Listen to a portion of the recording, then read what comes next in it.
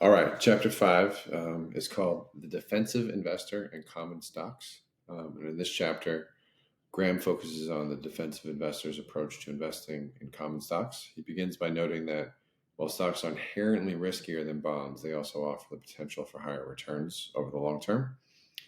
Graham argues here that the defensive investor should aim to achieve a satisfactory overall return from their stock investments rather than trying to outperform the market or achieve extraordinary returns. And remember, this is before the invention really of index funds. You think of Vanguard and places like BlackRock and that offer just these ETFs and other investment vehicles that just track the market, which is kind of what he's saying here, right? So again, he's ahead of the curve in many ways, and a lot of the ideas that he talks about this in the book play out in the market that we see today and the investment products that we have available to us today.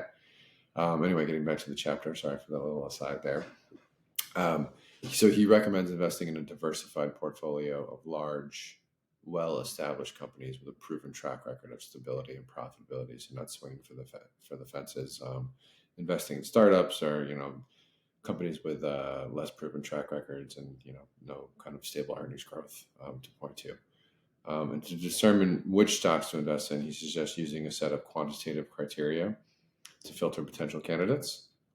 Recommended focusing on stocks with a long history, like I said, stable and increasing earnings, a history of paying dividends, and a relatively low price to earnings ratio and strong financial position. So one of the things in this book that strikes me as it's really I guess the word is intelligent, right? The intelligent investor is a lot of his advice is so simple, and it's just kind of staying out of our own way. And that idea of you reach for things that you shouldn't reach for, or you get impatient, you do knee-jerk reactions.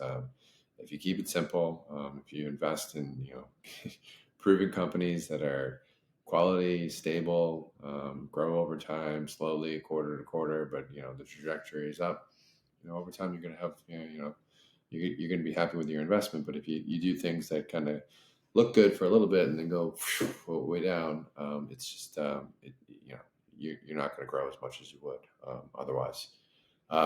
So along those lines, he also discusses the importance of avoiding speculative stocks in this chapter. He defines speculative stocks as stocks that are priced at a premium due to excessive optimism or hype. Again, just want to point to cryptocurrency as an example of that. Some of the tech stocks that we saw fall off in 2022 and into 2023. He also argues that investors should avoid stocks with high price to earnings ratios, high debt to equity ratios, or other signs of financial instability. And the last point he emphasizes in this chapter, again, that margin of safety when investing. So you always want to kind of buy things that are at a discount, just in case they go down a little bit. They're not going to go down too much because you're buying them at such a discount. Just as you did, with stocks, it's similar to bonds. So Chapter 5 offers a valuable perspective on how defensive investors can approach investing in common stocks, focusing on stability, diversification, quantitative criteria set for evaluating stocks, margin of safety, again, and a time-tested approach to achieving satisfactory return that is in line with the market, not trying to beat the market while minimizing risk over the long term. So again, wise words when he wrote them a few decades ago that still resonate today. And that's it for Chapter 5. So let's take a look at Chapter 6. Chapter 6. All right, Chapter 6 is called Portfolio Policy for the Enterprising Investor, Negative Approach. And in this chapter, Graham focuses on the enterprising investor's approach to investing in common stocks.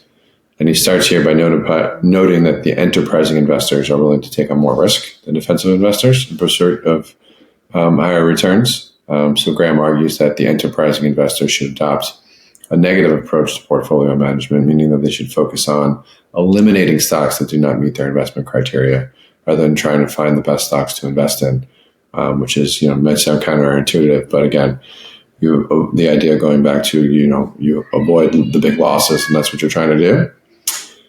He recommends using a set of quantitative criteria here again to filter potential candidates, similar to the defensive investor, but with a focus on smaller and less established companies. To determine which stocks to eliminate from consideration here, he suggests looking for warning signs such as excessive debt, high expenses, insider selling, and a history of losses and declining earnings. So kind of the opposite of what we were looking for in the defensive investor section or chapter. And he also recommends paying attention to the market's valuation of a stock. So again, that idea of the, what are you paying versus what you're getting, and avoiding that stocks that are priced at a significant premium relative to their intrinsic value. And here he emphasizes that the enterprising investor should be willing to sell stocks that are no longer meet their investment criteria, which I think is a really, really important point, to have that discipline to know that, you don't want to get emotionally attached to any one stock. And when it doesn't meet your very logical, laid out quantitative investment criteria, you get rid of it and say goodbye.